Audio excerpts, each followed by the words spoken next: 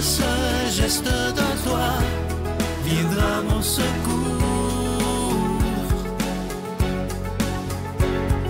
Viens semer dans mon âme le grain de l'amour.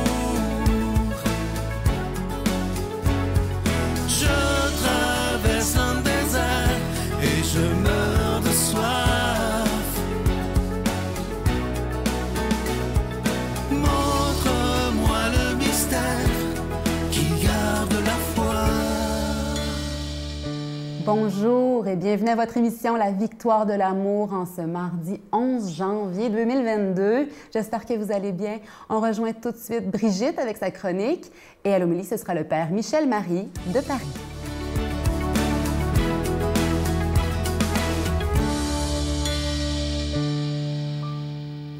Bon matin tout le monde! Vous avez mis mon nouveau look? C'est mon nouveau look. On commence l'année en beauté. Alors la semaine passée, on a fait des petites résolutions, des façons de parler différentes et tout ça. Mais là, je voulais répondre à un ami, il m'a donné la permission, il s'appelle Pierre. Bonjour Pierre. Parce que des fois, il y en a qui m'écrivent parmi vous et qui me disent des belles affaires. Ceux qui me disent des affaires pas fines, je vous réponds pas. Mais ceux qui me disent des affaires le fun puis qui me challenge un peu, là, j'aime ça pouvoir vous répondre. Puis là, Pierre, il me disait, vous avez dit un jour, Mme Bédard, qu'il faut prier 3 heures par jour. Comment vous faites? Alors, je salue Pierre parce que Pierre, c'est tout nouveau. Il vient d'entrer dans la foi et à cause de la COVID. Hein? La COVID, là, ça l'a fait rentrer dans un face-à-face avec le Seigneur. Puis là, il est tombé sur notre émission. Puis il aime bien ça, écouter la victoire de l'amour. Puis là, il me dit, comment qu'on fait ça, prier 3 heures par jour? Fait que là, moi, j'y ai répondu comme ça. Fait que là, j'ai dit, bien, je pense que ça ferait une belle chronique, ça. Vous n'êtes pas le premier à me le demander. Fait que, comment qu'on fait ça, prier 3 heures par jour? Il y a juste 24 heures, puis là-dessus, on en dort au moins 8, mettons. Bien, vous le faites selon ce que vous êtes capable, premièrement. Alors, moi, j'ai une façon de faire, mais ça ne veut pas dire que tout le monde, c'est la même façon. Il faut trouver notre façon. Puis c'est ça qui est beau avec le Seigneur, c'est qu'il nous laisse être nous-mêmes. Puis ça dépend de notre horaire, c'est quoi notre travail, puis etc., nos obligations. Des fois, il y a des jours où je ne peux pas. J'ai des obligations, je ne peux pas. C'est pas grave. Puis le jour où je vais à la messe, bien, ça me fait 1 heure de moins de prière à la maison. Le jour où je vais à mon groupe de prière, le lundi soir, bien, ça me fait 1 heure de moins à la maison. Mais je fais 30 minutes le matin avec mon mari quand on se lève. Puis après ça, 30 minutes, moi, tout seul, où je vais marcher avec un balado de prière. Fait que là, bien, ça me fait déjà 1 heure. Puis le midi, je prends une autre heure. Puis le soir, une autre heure. Je peux diviser ça en 15 minutes. Je peux prendre 15 minutes à 3 heures. J'aime ça maintenant, c'est nouveau dans ma vie. Je fais une prière devant mon crucifix à 15 heures pour me rappeler comment Jésus a souffert pour moi. Ça, c'est bon de se le rappeler, tu sais. Pas penser que, non, non, regarde Seigneur, qu'est-ce qu'il a fait pour toi? Il a souffert pour toi. Fait qu'on peut le faire aussi avec les enfants. Si vous êtes une maman à la maison, on prend un 5 minutes, hein, pas plus avec les enfants. Mais c'est ça, il faut se donner de la flexibilité, puis on peut prier avec la parole. On peut prier de 1001 façons, puis on va y aller avec ça dans les prochaines chroniques. La prière, comment on fait ça? Pourquoi on fait ça? C'est quoi le but? Puis les 1001 façons de prier, je pense que ça ferait des belles chroniques, puis ça nous partirait bien pour l'année 2022 en prière avec le Seigneur tout le temps et pourquoi pas toute la journée. Alors à la semaine prochaine.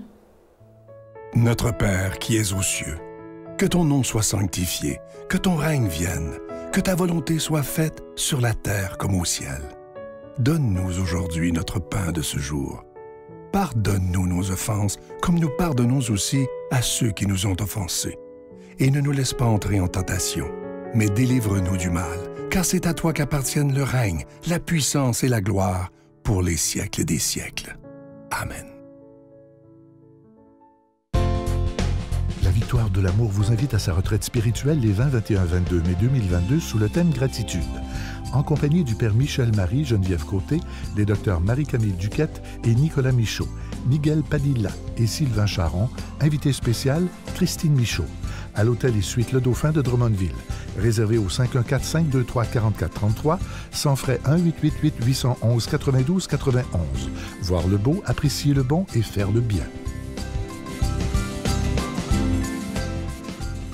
Je suis tellement content de vous parler de ce magnifique cadeau du mois de janvier. Il s'agit d'une exclusivité de la Victoire de l'amour. Il a été fabriqué pour nous. Il s'agit du chapelet de l'espérance. Il est en cristal bleu et il est déjà béni. Je vous rappelle que vous le recevrez avec un don de 25 $ et si vous en voulez deux, avec un don de 40 $. Et c'est une belle façon, en se procurant ce chapelet de l'espérance, de bien commencer l'année 2022 en espérant qu'elle sera de toute beauté. On se le souhaite tous. Alors, je vous donne l'adresse. La Victoire de l'amour, case postale 120, succursale Boucherville à Boucherville, le J4B 5E6, je vous la redonne. La Victoire de l'amour, case postale 120, succursale Boucherville à Boucherville, le J4B 5E6. Également par téléphone, par carte de crédit du lundi au vendredi de 8h30 à 16h30 dans le 514-523-4433, 523-4433 ou sans frais au 1-888-811-9291, 1-888-811-9291 et aussi sur notre site Internet. Vous savez que c'est une façon très rapide, sécuritaire et efficace de faire votre don, le www.lavictoiredelamour.org. Alors, je vous rappelle ce cadeau du mois, une belle exclusivité de la Victoire de l'amour, le chapelet de l'espérance en cristal bleu et il est déjà béni. Vous allez voir en vrai, il est absolument magnifique. Je vous rappelle aussi, pour ceux qui voudraient recevoir d'autres cadeaux, tous les cadeaux d'avant sont disponibles, la majorité. Il s'agit d'aller voir sur notre site Internet dans la section cadeaux et vous avez toute la liste qui est là. Et je vais prendre le temps aujourd'hui de vous dire des milliers de fois merci pour tout ce que vous faites pour la Victoire de l'amour. Parce que imaginez que dans quelques mois, dans un mois et demi, ça fera déjà 27 ans que la Victoire de l'amour existe. Mon Dieu, donnez-moi la sérénité d'accepter les choses que je ne peux changer, le courage de changer les choses que je peux et la sagesse d'en connaître la différence. Amen.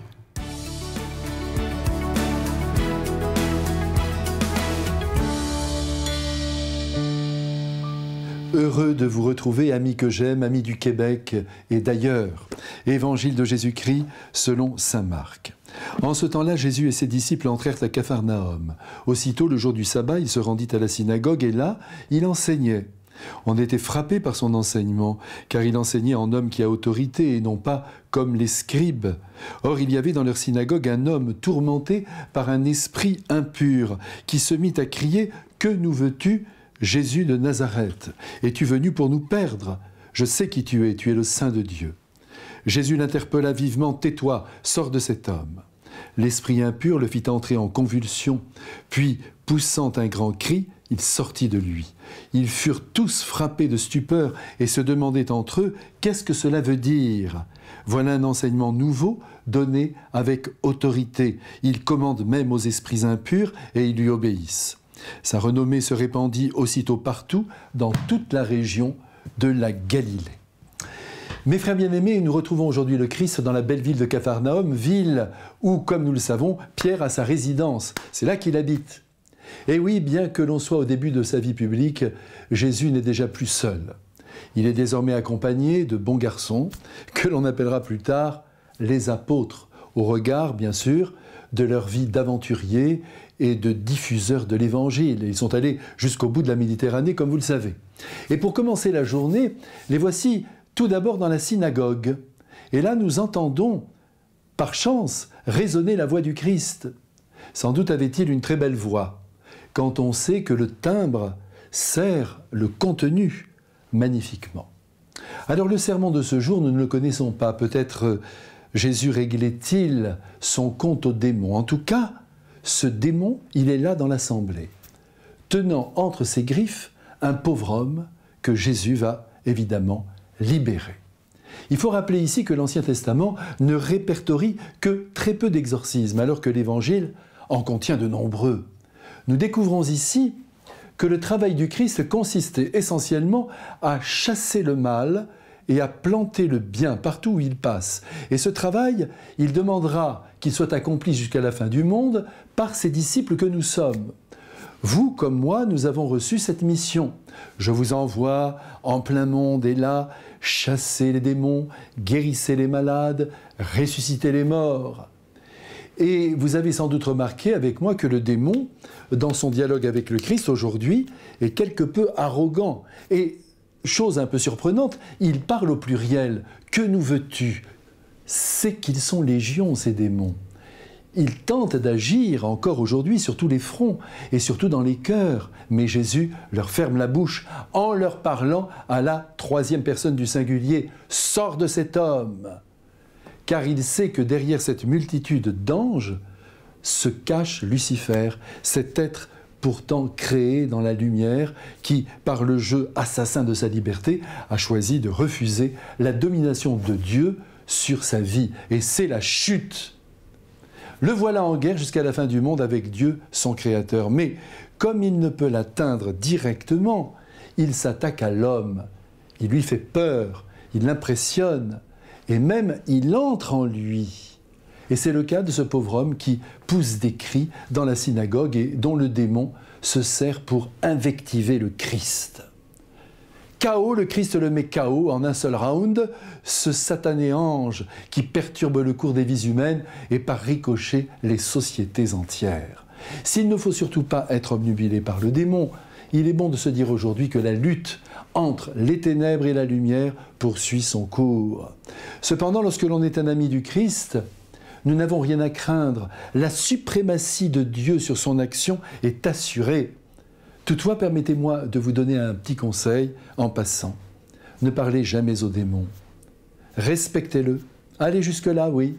Ne le narguez pas, ne l'excitez pas en vous croyant les plus forts, car il peut tout de même mettre une sacrée pagaille dans vos vies en la secouant fortement. L'histoire de ce jour se termine en beauté puisque le peuple, effrayé par la puissance du Christ, légitime son enseignement nouveau. De notre côté, aujourd'hui, nous comprenons, n'est-ce pas, que les paroles que nous offrons aux uns et aux autres ne seront reçues qu'à la seule condition qu'elles soient suivies par des actions fortes, accomplies en faveur du bien, des actions de charité. Certes, nous n'allons peut-être pas éblouir ceux qui nous entourent en pratiquant des exorcismes aussi retentissants que ceux du Christ, mais nous pourrons tout de même, par notre bonté, chasser le mal qui règne sous diverses formes tout autour de nous. Que le Dieu, vainqueur du mal, par l'amour, nous bénisse au nom du Père et du Fils et du Saint-Esprit. Amen. Je vous salue Marie, pleine de grâce. Le Seigneur est avec vous. Vous êtes bénie entre toutes les femmes, et Jésus, le fruit de vos entrailles, est béni. Sainte Marie, Mère de Dieu, priez pour nous pécheurs, maintenant et à l'heure de notre mort. Amen.